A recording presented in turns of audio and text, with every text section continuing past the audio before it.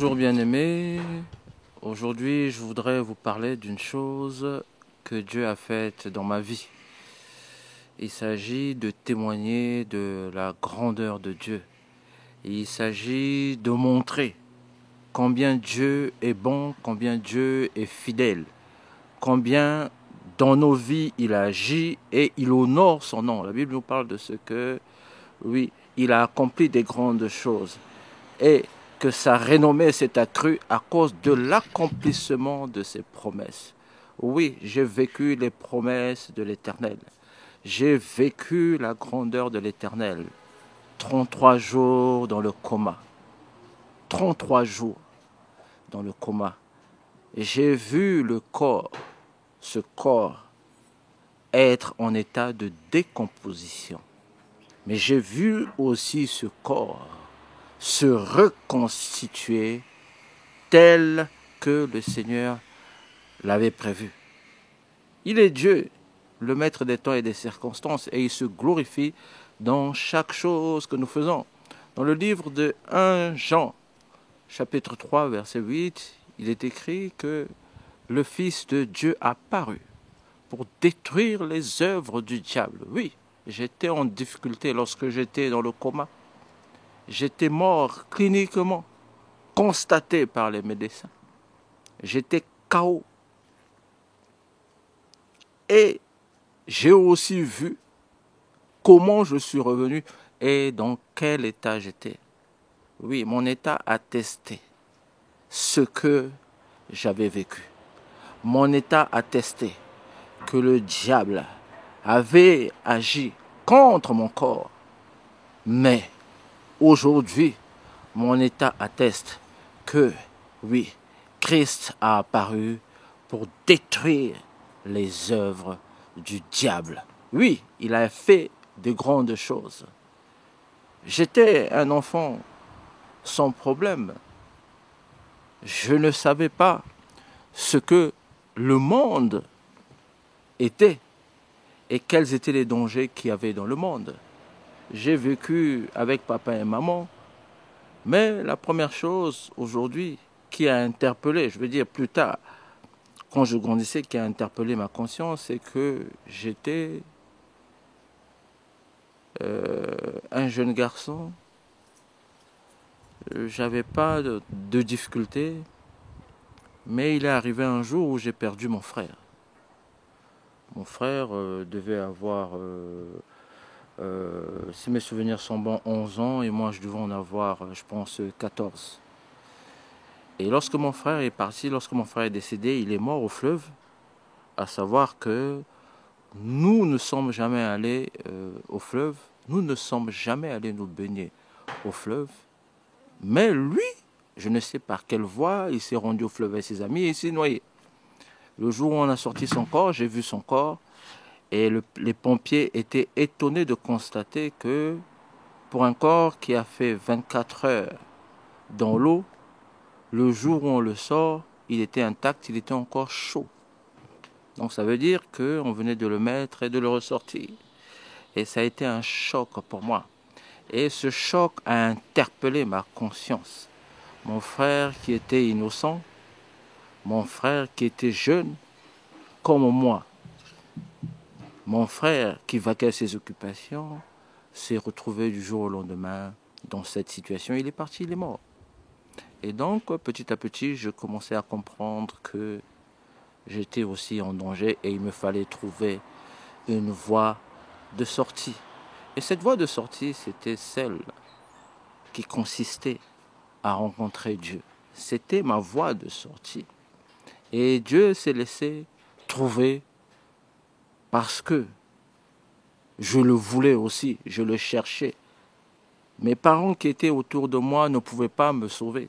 Et je l'avais constaté. Pourquoi? Parce que s'ils pouvaient me sauver, s'ils pouvaient me sauver, ils auraient pu sauver mon frère. Ils ne l'auraient pas laissé mourir. Mais mon frère est parti. Et c'est à partir de là que j'ai commencé à comprendre que Dieu est grand. C'est lui qui décide, c'est lui qui est le maître des temps et des circonstances. J'étais avec papa, j'étais avec maman. Maman et papa n'ont pas pu me protéger. Mais Dieu a pu me protéger. Dieu a pu faire quelque chose jusqu'à ce que je rencontre mon épouse, Christelle, celle qui est aujourd'hui mon épouse. Et c'est par elle que j'ai connu le chemin. Tous les jours, elle m'emmenait à l'église. Elle venait me chercher, même de nuit, pour m'emmener à l'église. Petit à petit, c'est comme ça que j'ai commencé à connaître ce que c'était, oui, une relation parfaite, une relation proche, une relation, je veux dire, une très bonne relation, tisser une très bonne relation avec Dieu. Et c'est là que j'ai commencé à tisser une relation avec Dieu au fur et à mesure que j'allais à l'église avec elle. C'est comme ça que j'ai pu connaître petit à petit par la révélation de Dieu ce qui s'était passé pour mon frère et ce qui s'est encore passé jusqu'aujourd'hui. Je voudrais dire aujourd'hui, bien aimé, Dieu est puissant, Dieu est vivant. J'ai vu la manifestation de la gloire de Dieu. Lorsque je suis sorti du coma, j'étais handicapé. Je veux dire, j'étais un légume. Je ne pouvais ni aller à gauche ni aller à droite. Il n'y avait que les yeux qui oscillaient. Le corps était inerte. Le corps, on peut dire qu'il était mort. J'avais les pieds totalement décomposés. J'avais là derrière la tête que des plaies. Que des plaies. Cela n'était que l'expression de ce que, oui, la mort avait frappé. Mais il est aussi une chose que le Seigneur m'a fait comprendre, que c'est lui qui détient les clés de la mort et les clés du séjour des morts. Et c'est lui qui m'a sorti des ténèbres pour me ramener à son admirable lumière. Tel est aujourd'hui l'objet de cette démarche que j'entreprends, à savoir le témoignage. Oui, témoigner pour montrer que Dieu est puissant. Peu importe les événements, peu importe la nature de la difficulté, peu importe la hauteur, la grandeur, la largeur, oui, de la difficulté, Dieu est au-dessus de tout. Dieu règle toute situation, rien ne le dépasse. Il est le plus puissant de tous, nous dit la Bible. Je suis sorti du coma, non pas parce que je pouvais. Je suis vivant, non pas parce que je peux vivre. Non, mais je vis parce que celui qui est en moi est plus fort que celui qui est dans ce monde. Celui qui est le maître de la manipulation. Oui, me voici aujourd'hui pour vous dire tout simplement que Dieu est puissant, que Dieu est vivant. Le jour où ils ont décidé, oui, de me mettre dans le casier, ils m'ont nettoyé. Ils ont dit à mon épouse de venir. Viens, viens, tu vas voir. Venez lui dire au revoir. Venez emmener les enfants pour lui dire au revoir. Et c'est quand ils ont emmené les enfants, comme mon épouse a emmené les enfants, c'est à ce moment-là qu'on va lui faire comprendre que c'en est fini, que cliniquement j'étais décédé et que le moniteur n'affichait rien de concluant. Il n'y avait pas un signal de vie, qu'il fallait seulement me débrancher. Et il m'avait apprêté pour me mettre dans le casier. Il m'avait nettoyé. Tout était fait. Il fallait juste que mon épouse appose sa signature sur sur un document leur donnant ordre de me débrancher. Et mon épouse a refusé. Mon épouse a dit non, ça va marcher. Et c'était un samedi. D'après ce qui m'a été dit, c'était un samedi. Et donc mon épouse a refusé. A dit à l'équipe médicale que non, je ne suis pas d'accord, que vous puissiez le débrancher. Ça va marcher. Et les médecins lui disent, mais qu'est-ce qui va marcher? Nous avons donné tous les traitements possibles. Ce que la médecine nous donne comme moyen pour sauver une personne, nous l'avons utilisé pour votre époux. Aujourd'hui, il est arrivé à un niveau où on ne peut plus rien, madame, il faut signer. Mon épouse a dit non, je ne signe pas, laissez-le là, ça va marcher. Je vous passe des détails que mon épouse elle-même vous expliquera. Quelque temps après, elle quitte les lieux avec les enfants qui étaient venus aussi constater que j'étais dans un état compliqué. Elle rentre à la maison. Donc, c'était un samedi, donc dimanche passe. Lundi matin, c'est le même médecin qui appelle mon épouse pour dire à mon épouse que finalement c'est vous qui avez raison. Il s'est réveillé, il a ouvert les yeux, il a regardé, il s'est rendormi. C'est bon signe. Et tout s'est remis à fonctionner. Sur le moniteur, il n'y avait pas de signal. Maintenant, là, on perçoit des signaux qui prouvent que les choses sont en train de se mettre en place. Je voudrais dire aujourd'hui, je ne sais pas dans quelle situation tu es, dans quelle situation vous êtes, vous qui me suivez, ce que vous vivez, ce que vous traversez. Le maître des temps et des circonstances, c'est lui qui a le dernier mot. Ce n'est pas le promoteur du mal qui a le dernier mot. Si le promoteur du mal avait le dernier mot, il empêcherait que Jésus soit crucifié. Mais il ne comprend même pas ce qu'il fait. Il ne sait même pas ce qu'il fait. Mais c'est Dieu qui sait tout ce qui se passe. C'est lui qui a la décision finale me concernant. Dieu a eu la décision finale. Et je suis le résultat de la décision finale de Dieu, qui consistait à dire qu'il ne mourra pas, il vivra. Et donc, mon épouse m'expliquant quelque temps après que lorsqu'elle est arrivée à la maison, le dimanche, en dormant, elle a vu un cercueil sortir du mur et c'était une vision ouverte pour elle. Et lorsque le cercueil venait vers elle, le couvercle du cercueil s'est ouvert légèrement et s'est mis de côté. Et le Seigneur lui a demandé de regarder. Elle a regardé et le cercueil était vide. Le Seigneur lui a dit, tu as vu, il est vide. Et après, le cercueil est reparti. Et le Seigneur a commencé à lui parler de sa fidélité. Un homme peut tromper une femme, mais Dieu ne trompe personne. Dieu ne trompe personne. Ce qu'il dit, il l'accomplit, il est fidèle. Et donc, mon épouse, que vous verrez effectivement dans son intervention, explique la puissance, la grandeur de Dieu et la fidélité de Dieu. Il est Dieu qui agit conformément à ce qu'il dit. La Bible nous explique et nous parle de ce qu'il n'est pas un homme pour mentir, ni le fils de l'homme pour se repentir. Ce qu'il a dit, il l'accomplit avec fidélité. Bien-aimés, attachons-nous à ce Dieu qui fait ces grandes choses.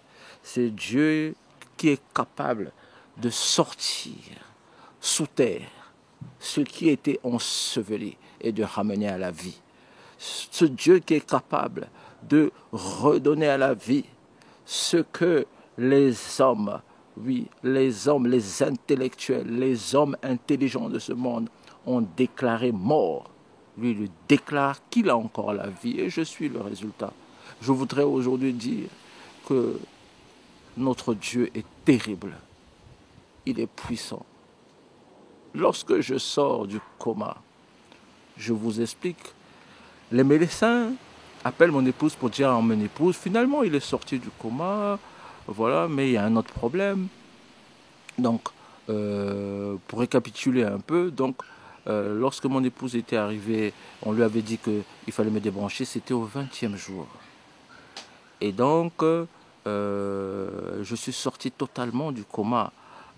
C'était, on va dire, 13 jours après sa venue à l'hôpital. 13 jours après que les médecins les convoquaient. Donc, quand j'émerge complètement, les médecins l'appellent pour lui dire encore, voilà, c'est une très bonne nouvelle, mais seulement, il a un pneumothorax. Donc, les poumons se sont détachés de la cage thoracique et les poumons sont presque pendants. Donc, ce qu'il faut faire, c'est qu'il faut l'ouvrir, prendre les poumons collés sur la cage thoracique et refermer la cage thoracique. Et mon épouse s'exclame en disant, c'est pas possible, comment pouvez-vous opérer quelqu'un qui vient de sortir de 33 jours de coma. Vous voulez l'opérer tout de suite, mais il va mourir. Et les médecins disent non. Mon épouse dit encore, je ne donne pas mon accord pour que vous puissiez l'opérer. Et le médecin dit d'accord, écoutez, on va faire comme vous avez dit. Et dès que le médecin raccroche avec mon épouse, il donne l'ordre qui consiste à ce qu'on puisse m'emmener au bloc opératoire pour effectuer cette opération. Mon épouse n'était pas au courant, donc on m'emmène au bloc opératoire. J'avais des moments de lucidité, j'avais regardé.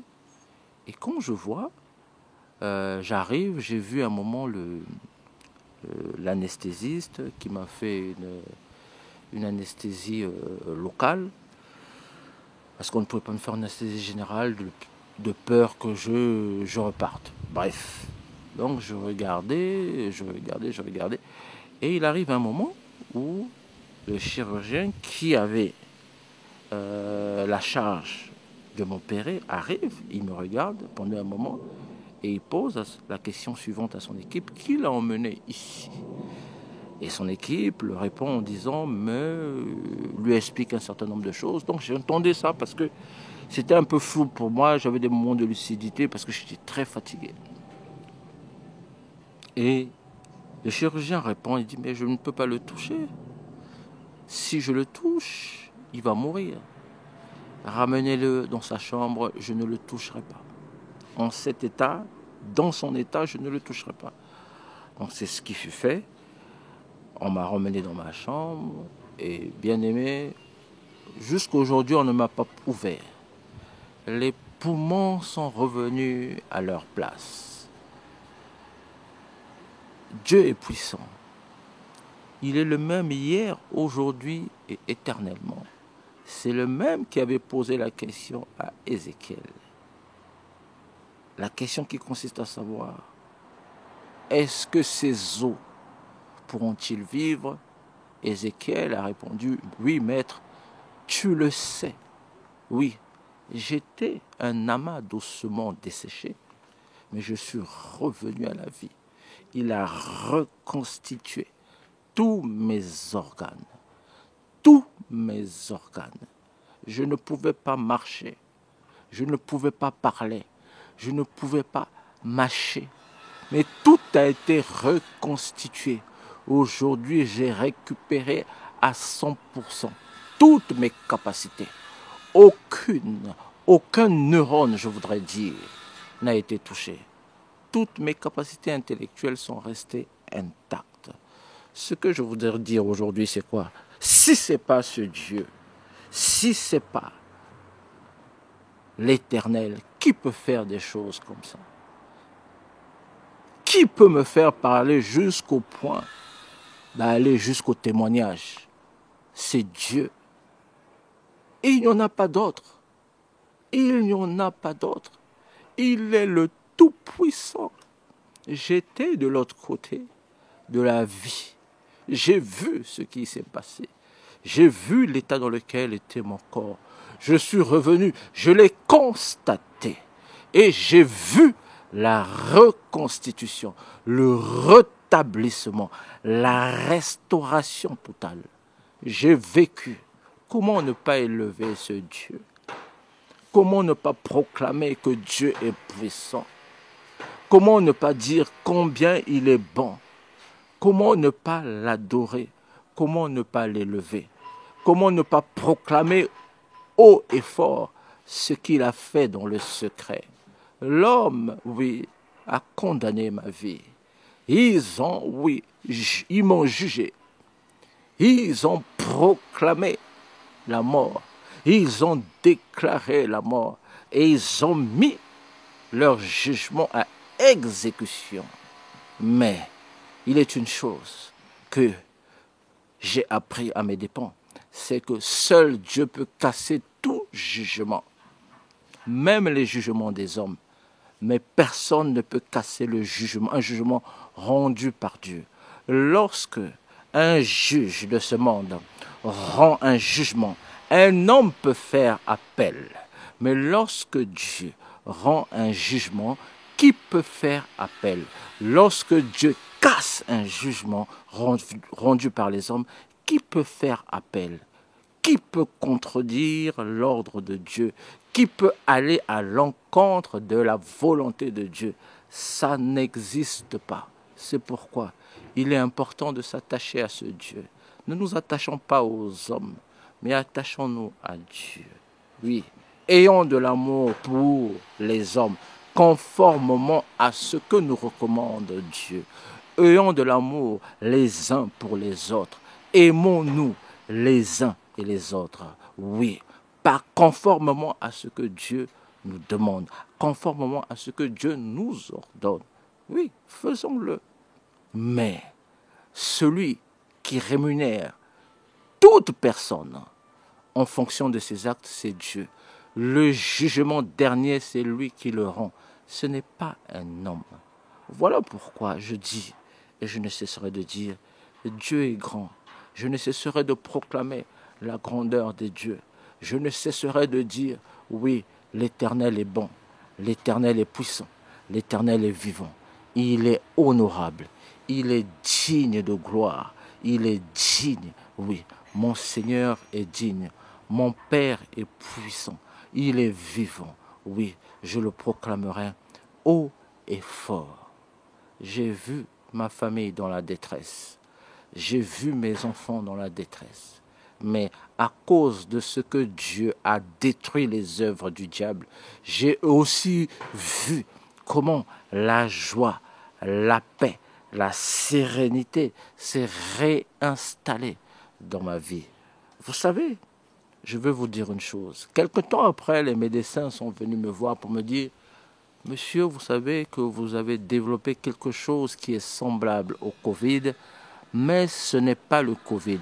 Ils ont prélevé mon sang plus de 2 fois, me disant que nous allons utiliser ce sang, nous allons faire des examens approfondis. Est-ce que vous nous autorisez à faire cette démarche? J'ai dit, allez-y, tant que c'est pour aider, tant que ça fait évoluer, oui, beaucoup de choses, tant que c'est pour la recherche, je n'ai rien contre ça. Et ils m'ont dit que ce n'était pas le Covid. Mais si ce n'est pas le Covid, qu'est-ce que c'est? Comment on peut appeler cela? C'est une maladie qui n'a pas de nom. Oui, oui. Généralement, ce qui est spirituel n'a pas de nom. Ce qui vient de l'homme n'a pas de nom. On ne sait comment appeler cela. Mais ce ne sont pas les hommes qui m'ont guéri, mais c'est le Dieu Tout-Puissant qui m'a guéri. Il m'a relevé. Il m'a enseigné ce qu'est l'homme. Il m'a montré ce qu'est l'homme. Et il m'a aussi montré ce que lui il est. Quelles sont les capacités? Oui. Quelle est sa puissance? Quel est son impact dans la vie de celui qui l'accepte comme Seigneur et Sauveur? C'est-à-dire qui marche conformément à la loi céleste. Oui, je ne peux que bénir Dieu. Je ne peux qu'élever son saint nom. Je ne peux que lui dire merci pour tout ce qu'il a fait. Partout où je suis passé, dans les hôpitaux, là où j'ai été traité, jusqu'au centre de rééducation, les gens s'étonnaient de voir les progrès que je faisais de manière instantanée. Et l'équipe médicale était unanime pour me dire, Monsieur Tenkam, avec vous, ça va trop vite. Et je leur disais que non, c'est pas moi qui vais trop vite, mais c'est mon patron, le Dieu dont le nom est l'Éternel. Oui, il est mon Père. C'est lui qui fait toutes ces choses. C'est lui qui accomplit toutes ces choses. Quelles sont les capacités que moi je peux avoir pour retrouver la vie? Beaucoup sont partis. Beaucoup, oui, sont restés sur des lits. Beaucoup sont restés sur des fauteuils roulants. Mais en ce qui me concerne, il ne l'a pas permis. C'est pourquoi j'élève son saint nom. L'ennemi m'a condamné afin que je sois défait. L'ennemi, oui, m'a jugé et a exécuté son jugement. Mais l'Éternel a cassé ce jugement. L'Éternel a détruit ce jugement. Et je ne vis que parce que l'Éternel vit, parce que l'Éternel a accompli de bonnes choses. Bien-aimé, de là où tu te trouves, de là où tu es, ce que je peux te dire, c'est que accroche-toi à Dieu, Accroche-toi à ce Dieu tout-puissant. Il est vivant. Il est puissant. J'ai vu la manifestation de sa puissance. J'ai vu comment mon corps a été reconstitué. Tous les muscles s'étaient liquéfiés. J'avais perdu 30 kilos. Je suis passé de 105 kilos à 73 kilos. 105 kilos à 73 kilos. Les muscles s'étaient liquéfiés. Mais il est Dieu qui m'a soutenu et il a tout reconstitué. Comment ne pas appeler mon Dieu le champion? Comment ne pas élever son saint nom? Comment ne pas m'humilier devant lui? Comment ne pas l'adorer chaque matin? Comment ne pas dire oui que l'Éternel est mon berger, je ne manquerai de rien? Comment ne pas proclamer que l'Éternel est mon bouclier, je ne serai pas atteint, que l'Éternel est ma force, je ne tomberai pas en défaillance? Oui, c'est vrai, j'ai vécu ces choses et je continue à les vivre parce qu'il a accompli des grandes choses dans ma vie. Donc, voilà en peu de mots ce que je pouvais dire, à savoir que dans d'autres phases, dans d'autres parties, j'entrerai encore plus en profondeur pour expliquer comment les choses se sont passées. Je présenterai chaque étape, comment l'Éternel s'est glorifié. Mon épouse expliquera aussi, et aussi mes enfants expliqueront ce que eux ont vécu. Quelle est la vision, quel est le ressenti qu'ils avaient lorsque j'étais de l'autre côté? Comment ils appréhendaient la vie? Comment est-ce que l'équipe médicale s'était comportée le jour où mes enfants sont venus me voir? Vous aurez toutes ces informations dans les détails. Et ce sont mes enfants qui témoigneront. C'est mon épouse qui témoignera pour la gloire de Dieu. Aussi, elle parlera de la puissance du mariage. Oui, elle a pu se lever parce que nous avons un lien. Le lien du mariage. Le Seigneur a agréé cette relation et elle vous expliquera comment elle a procédé pour revendiquer ma vie, pour prier. Bien-aimé, le mariage est une puissance. Le mariage ouvre ce que l'ennemi avait bloqué. Le mariage protège. Le mariage libère. Oui, l'homme quittera son père et sa mère et s'attachera à sa femme. Les deux ne feront qu'une seule personne. C'est la parole qui le dit. L'homme quittera. L'homme quittera. C'est une forme, oui, de libération. C'est une forme de délivrance. Quitter un endroit pour aller intégrer un autre endroit, pour former quelque chose de nouveau avec une personne que Dieu seul aura choisi. Voilà aussi l'un des secrets de la réussite. Mais nous en parlerons dans les détails, effectivement, lorsque nous témoignerons et vous le verrez tous. Je voudrais dire que le Seigneur vous bénisse, que toute la gloire lui revienne pour ce qu'il a accompli. Je ne manquerai pas de dire, et je ne manque pas de dire, que l'Éternel est ma force, l'Éternel est mon soutien, l'Éternel est mon bouclier, je ne serai pas atteint. Gloire à l'Éternel qui a accompli toutes choses, qui a manifesté sa puissance dans ma vie et qui continue à le manifester dans les vies de ceux qui le cherchent en vérité. Merci, merci et à très bientôt.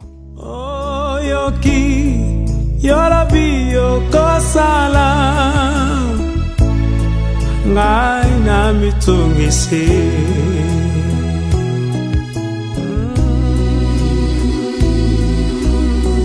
etumba oyo ya ngai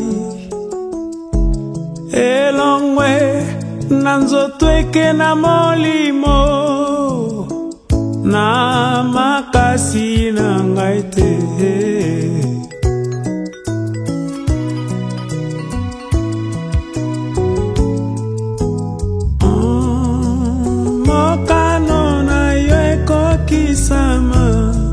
Yahweh nalelaki mingi yotangisi bileli nazwi kobanga nalobi yawe sa